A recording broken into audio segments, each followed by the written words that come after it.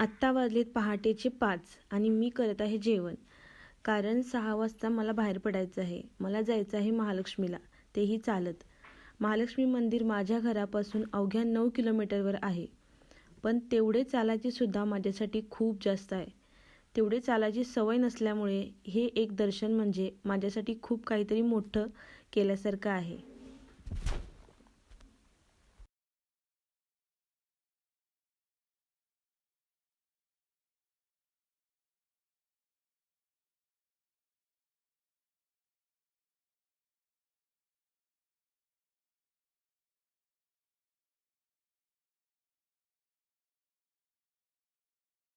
कधीही कुठेही जायचं म्हणून कोणीतरी विचारलं तर प्रत्येकजण पहिला कारण पुढे करतो.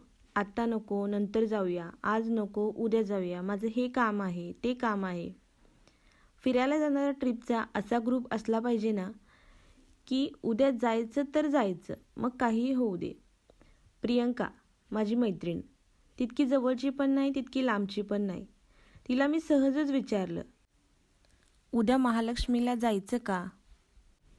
उत्तर नाही येणार हे माहिती होतं, तरी पण मी विचारलं आणि ती चक्क हो म्हणाली.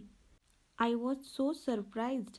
इतक्या शॉर्ट नोटीसवर कोणी काय कसं काय हो म्हणालं? सकाळचं वातावरण अगदी मस्त होतं. प्रयाग संगमावर लांबूनच दत्तांना नमस्कार केला. आम्ही पायी पायी चालत चालत गप्पाटप्पा करत करत महालक्ष्मी मंदिराजवळ गेलो. अगदी प्रसन्न आणि आतून एकदम शांत वाटत होतं. देवीसाठी कमळ घेतलं. दर्शन अगदी छान झालं आणि योगायोगानं गज्जूमामांचा फेमस जैन वडा टोस्ट खायची इच्छासुद्धा आज पूर्ण झाली. लागलंच मंडपात जाऊन तुळजामातेचं पण दर्शन घेतलं आणि मग महाद्वारला थोडीशी शॉपिंग केली आणि घरी आलो.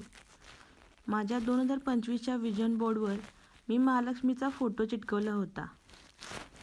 असाच चिटकवला होता. त्यामागे काही रिझन नव्हतं. पण महालक्ष्मी अशी बोलवून घेईल असं काही वाटलंसुद्धा नव्हतं. चालत चालत काही ठिकाणं, गडकिल्ले करायचे मनात होतं. 20,300 स्टेप्स आज चाललो. एक वेगळाच आनंद होता. माझ्या बकेट लिस्टमधील एक टिक ग्रीन झाली. असा गेला माझा दिवस.